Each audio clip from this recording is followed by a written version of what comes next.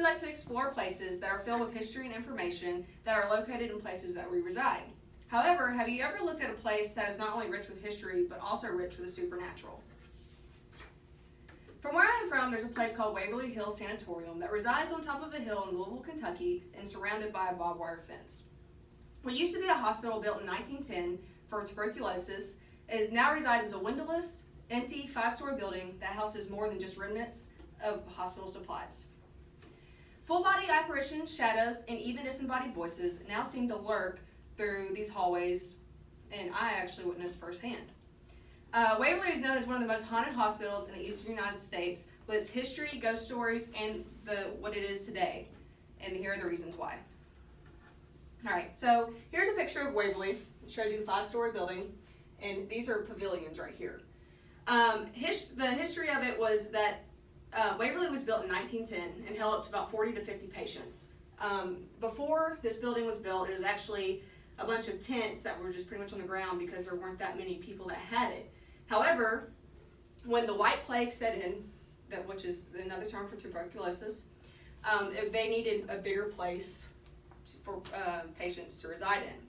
So the first 5 stories high. It goes like this, and then there's a top open up at the top, and it has the 3 open air pavilions right there.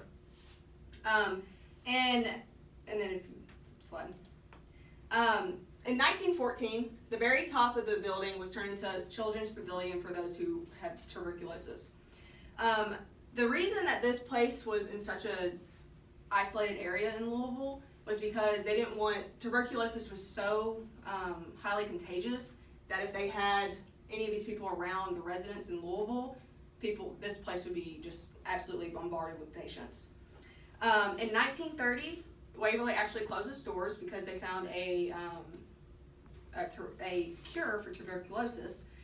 And in 1961, it actually reopened as the Woodhaven Geriatrics Sanatorium, which was another hospital. But however, they closed within about 3 years because they were known to do mistreatment and experimental things on their patients. So, and if you flip the slide real quick, the ghosts. There's a lot of ghost stories that reside from this Waverly because of its rich history. One of the most famous stories is about room 502, where a nurse apparently hung herself because she was pregnant out of wedlock from one of the doctors. Apparently, you can hear her still talking sometimes, or you can see a full-body apparition on that floor. On the same floor, another nurse years later ended up jumping off the building because she was also pregnant out of wedlock from, apparently, according to sources, she was pregnant from the hospital's owner. And if you'll flip the slide again. Oh, okay. Well, that's awkward. On the 4th floor, which is is the floor obviously right under the 5th, this is where you'll see most of the shadows and the full body apparitions.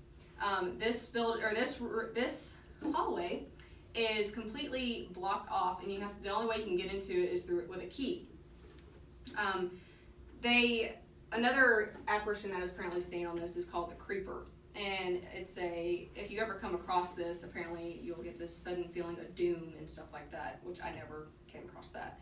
But my experience through it, I didn't see that, thank God, but I was volunteered at the time to walk down to the end of the hallway that you saw in the last picture, and the guy that I was with walked down to the end of the hallway with me, and they was like, okay, put your arms out like this, walk all the way down there, and obviously I'm a scaredy cat, so I didn't do that by myself.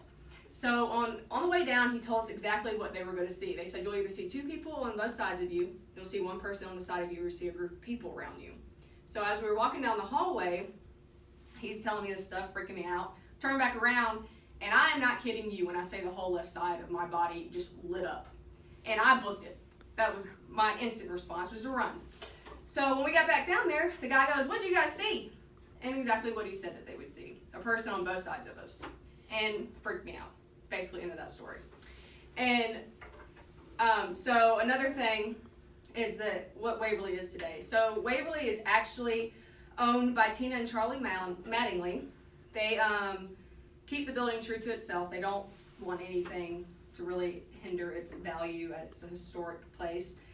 You can go there and do the 3-hour tour or an overnight tour. I personally like the 3-hour tour because it was more of a history thing, and you could actually see things, and that's where I saw that. That's where I had that experience. In the overnight tour, you actually have to have stuff to conduct a paranormal investigation. And all the money goes to the renovations of the place, so to keep the tourists safe and historians safe, that's what that's for. And finally, in conclusion, with Waverly being a prime location for ghost hunters and even your average thrill seekers, such as myself, it is important to remember this place is a historical society of Louisville, so it is to be treated with respect. It seems as if through the 3 points I have talked about today, Waverly is still alive and thriving. With the information I presented before you, maybe you will get a wild hair and go experience this amazing place firsthand. Just remember, if you do visit Waverly, no flashlights and to never antagonize the spirit. Thank you.